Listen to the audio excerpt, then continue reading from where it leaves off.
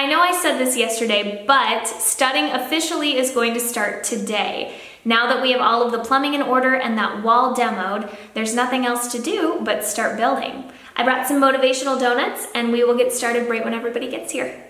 Hey Jay. Today is an all hands on deck kind of day, and for Jay, that's pretty literal. We also get to introduce you to Brian today, who is Jay's other brother-in-law. Brian's also a jack of all trades, but he specializes in electrical, and he found something he wanted to change right away. The correct way to do this is to go straight down to here and then turn and go up, because you don't want to have a diagonal cut through all of these. And we can't use the line, the thinner line that's up there right now that's dead. Since it's... Because it won't hold the signal. Right. So it can't handle it. The digital line is sending a stronger signal, and they technically say that the thinner line can't handle that type of signal. You probably get away with it, but no, getting away with it versus doing it the right way. Yeah, let's not. I mean, if we can do it, let's do it right. So we tore all of this out yesterday, and what we're gonna do now is call Habitat for Humanity, have them come out, take a look at it, and see if they want it for donation. As you can see, Brian just couldn't wait to get started. He's over the laziness. While he was drilling holes for the cable line, I started drilling holes for the electrical line. And unfortunately, my baby drill couldn't quite cut it, so I had to switch to his halfway through. If someone tells you don't break your wrist while you're using their power tools and you think they're joking, chances are they're not. The door's gonna be 32 inches. Okay. Outswing to the right. Okay. And or inswing. Does it matter? Let me see. If the end of the wall's here, how much sidewall you want before you get to the door? Want the door as far this way as you can? I don't think it's. Well, that's pretty typical, right? Generally, 6 inches. Usually, they just leave enough room to anchor the wall over here. Okay, so 6 inches. Right. And then why did you say if it's a 32-inch door, why do we have to cut for 34? You always cut the rough opening 2.5 inches wider than the door measure. 3/4 inch to jam, and then you've got a 1/2 inch on each side to plumb it.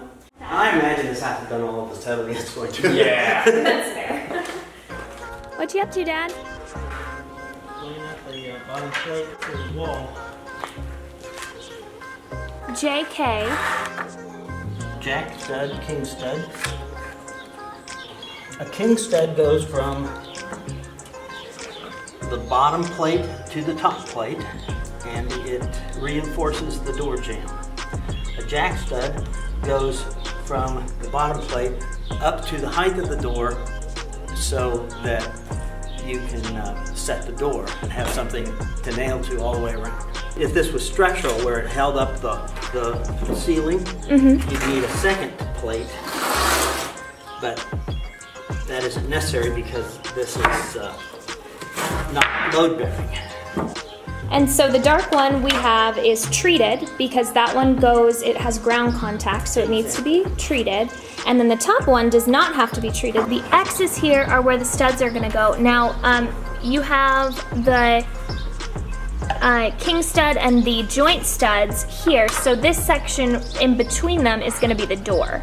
Exactly. Does that need to be cut out? It does, but it's best practice not to do that until the wall is set so that it's aligned. And then the marks between the jack studs are where cripples go on the top plate between the header and the top plate. Cripples. Yes, those are short pieces that go above the header so that you have something to put the drywall on. So if I were to take this into the corner and run it down here, let's say to this one, that should hit right in the middle where a multiple of 16 is. And you said 16 on center. If you run your tape this from the wall, these red marks are 16 inches, so they end up right in the center of every board. Got it. And that holds true until you get to the door frame, and that can be anywhere. Next, Next, Dad cut a door header at 37.5 inches. We got 37.5 by taking the rough opening and adding 3 inches to it. The reason you do this is the door headers sit on top of the jack studs and up against the king studs. The door header has to sit on top of the jack studs to prevent it from drooping. And in a perfect world, this all would have been fine and dandy. However, ours was a bit tighter of a fit. In fact, that's a little bit of an understatement.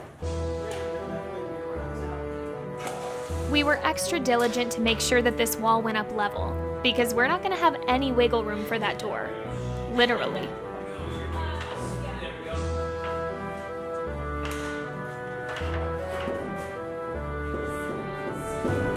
Oh, great. Don't worry, it's nothing like that. We got these wires worked out. Once we pound this back in place, We'll find out. we're successful. Are we trying to get it even with the front of this? After a few more love taps, it was time to secure it to the ground. What you got there? Power actuated hammer. What's it do? It sends a 22 charge to drive a nail into concrete. Cool. Once I got out of the way, the second wall seemed to go up a lot faster. Because the ends of these walls were up against concrete blocks that had already been treated, it wasn't necessary to use treated wood like it was on the ground contact. However, just to be on the safe side, we added a strip of waterproofing tape.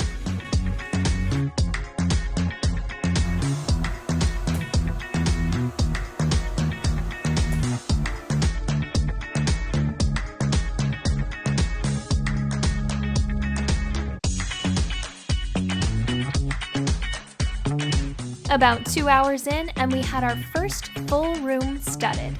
Not bad for a couple of DIYers. A few minutes later, Jeff showed up to join in the fun.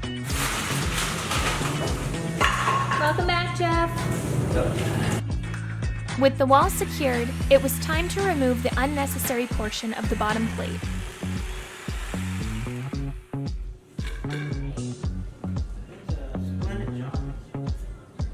We cut a vapor barrier for the walls going up against the cement block to prevent unwanted moisture from rotting the studs. With the barrier laid out, all we had to do was secure it using Brian's tack hammer. Brian, do you have your tack hammer? I don't have it here. I have one. I don't have it here. Okay. I'm delighted that you grabbed one. Okay, new plan. We're going to use the sill seal tape that we used before to secure this vapor barrier to the wall.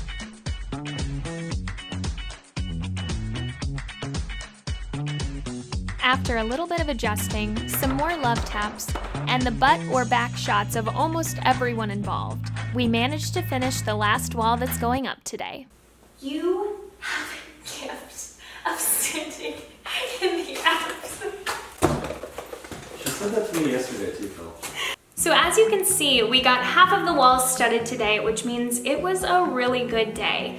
Obviously, we have some work to do, but it is starting to look like less of a basement and more like it's gonna be a finished space. You can actually visualize where the rooms are gonna be. This window, which you can see right here, is going to be an egress, which is why that did not get studded today. So all of that is the good news.